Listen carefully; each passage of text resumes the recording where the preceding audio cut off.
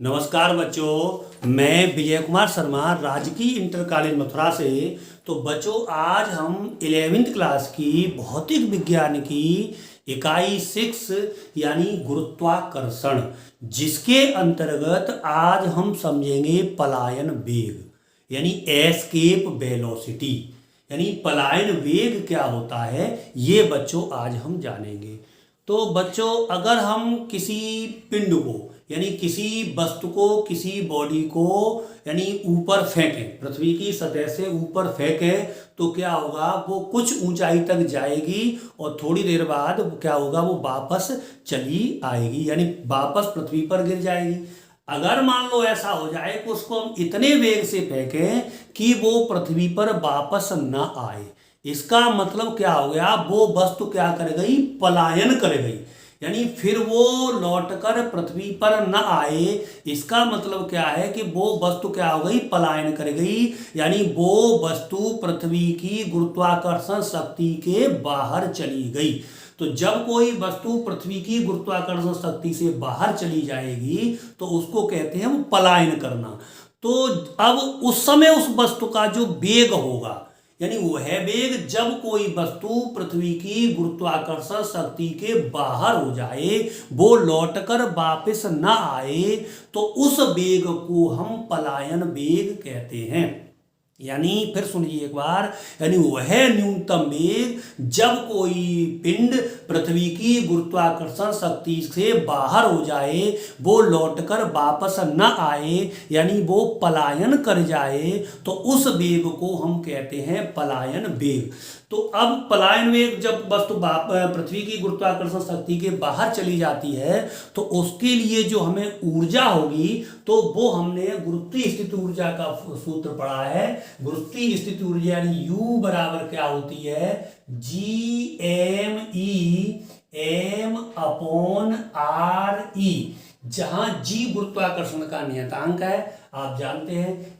m_e जो है पृथ्वी का द्रव्यमान है, और m यानी किसी पिंड या किसी वस्तु का द्रव्यमान है, और r_e क्या है, जो पृथ्वी की त्रिज्या है। यानी उसको यानी पलायन कर, तो पलायन के केस में ये जो गुरुत्वीय स्थितियां होगी, इसको हम बोलेंगे पलायन ऊर्जा। यानी इतनी पलायन उसको यानी गुरुत्वाकर्षण शक्ति के बाहर करने के लिए पलायन ऊर्जा के बराबर, यानी इतनी ऊर्जा के बराबर कार्य करना पड़ेगा।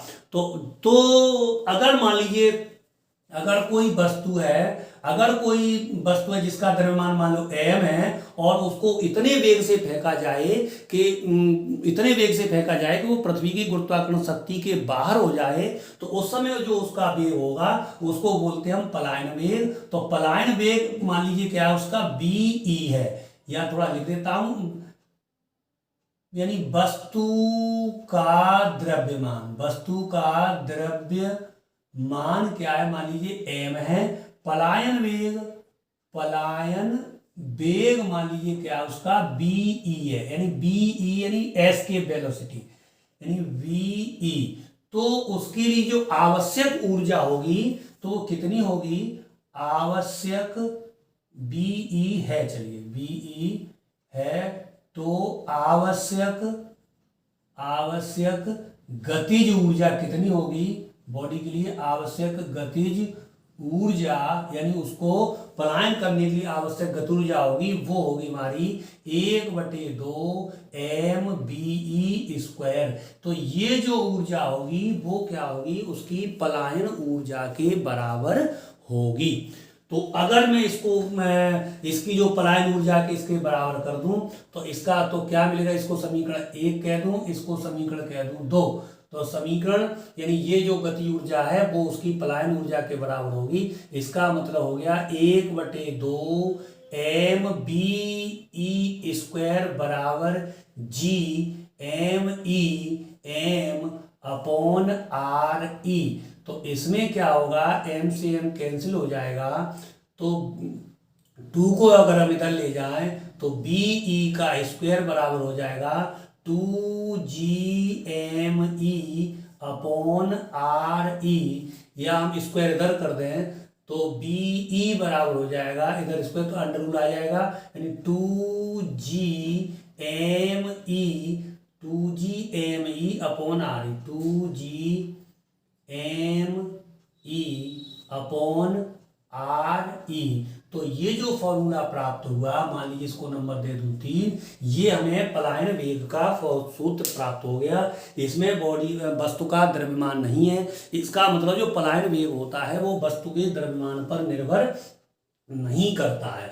तो ये हमें एक पलायन वेग का सूत्र प्राप्त हो जाता है। इसमें हम गुरुत्वाकर्षण नेतांक का मान हम जानते हैं, मान लगा दें, पृथ्वी का द्रव्यमान हम जानते हैं, मान लगा दें, पृथ्वी की त्रिज्या मान का भी मान जानते हैं, वो हम लगा दें, तो हमें पलायन वेग की वैल्यू, पलायन यानी पलायन वेग का मान प्राप्त हो जाएगा। एक सूत्र हमने पढ़ा था, यानी स्मॉल जी यानी एक्सीलरेशन ड्यू टू अर्थ, यानी गुरुत्वीय त्वरण स्मॉल जी बराबर होता है G M E upon R E का स्क्वायर। तो अगर ये हमने इसी चैप्टर में यानी गुरुत्वाकर्षण नियतांक और गुरुत्वीय त्वरण में रिलेशन में सूत्र पढ़ा है। तो अगर यहां से हम जी एम ई की वैल्यू निकालें तो कितनी प्राप्त हो जाएगी, जी आर ई का स्क्वायर। जहां ये आप सब जानते हैं जी गुरुत्वीय त्वरण है, गुरुत्वाकर्षण नियतांक है, एम ई पृथ्वी का द्रव्यमान है, आर ई पृथ्वी की त्रिज्या है। तो जी एम ई बराबर हो गया जी आर ई का स्क्वायर। इसको नंबर 4 दे दूं तो जी एम ई का मान समीकरण नंबर 4 से अगर मैं इसमें लगा दूं तो हमें पलायन वेग यानी बी ई बराबर कितना प्राप्त होगा, अंडर रूट यानी 2 और जी एम ई बराबर हो गया जी आर ई का स्क्वायर अपॉन आर ई। तो इससे इसका स्क्वायर कट जाएगा, तो बीई बराबर यानी पलायन वेग बीई बराबर कितना आ गया, अंडर रूट 2 जी आर ई, जहां जी गुरुत्वीय त्वरण और आर ई पृथ्वी की त्रिज्या है। तो ये नंबर दे दूं मैं 5। तो ये भी हमें एक यानी पलायन वेग का सूत्र प्राप्त हो जाता है। तो अब बच्चों अगर हम पलायन वेग का मान निकालना चाहें तो पलायन वेग का मान कितना होगा वो यहीं से आप देखें। इसको मान लीजिए वैल्यू रख के कैलकुलेट करें अगर हम, तो यानी पलायन वेग यानी बीई बराबर अंडर रूट देखो 2 जी का मान जानते हैं कितना 9.8 मीटर पर सेकंड स्क्वायर। आर ई यानी पृथ्वी की त्रिज्या 6.4 इंटू 10⁶। तो अगर हम इसको सॉल्व करें तो ये मिलेगा हमें 11.2 इंटू 10⁻³ मीटर प्रति सेकंड, या हम कहें ये हो जाएगा 11.2 किलोमीटर प्रति सेकंड। तो अगर 11.2 किलोमीटर प्रति सेकंड के वेग से अगर कोई वस्तु फेंकी जाती है तो वो वस्तु पृथ्वी की गुरुत्वाकर्षण शक्ति के बाहर चली जाएगी, यानी वो लौटकर वापस नहीं आएगी। तो ये जो क्या है पलायन वेग कितना 11.2 किलोमीटर प्रति सेकंड या 11.2 गुणा 10⁻³ मीटर प्रति सेकंड होता है। अगर इतने वेग से कोई वस्तु दागी जाती है तो वो पृथ्वी की गुरुत्वाकर्षण शक्ति से बाहर चली जाएगी, यानी वो लौटकर वापस नहीं आएगी। तो ये बच्चों आज हमने जाना पलायन वेग का सूत्र और पलायन वेग का मान। बहुत बहुत धन्यवाद।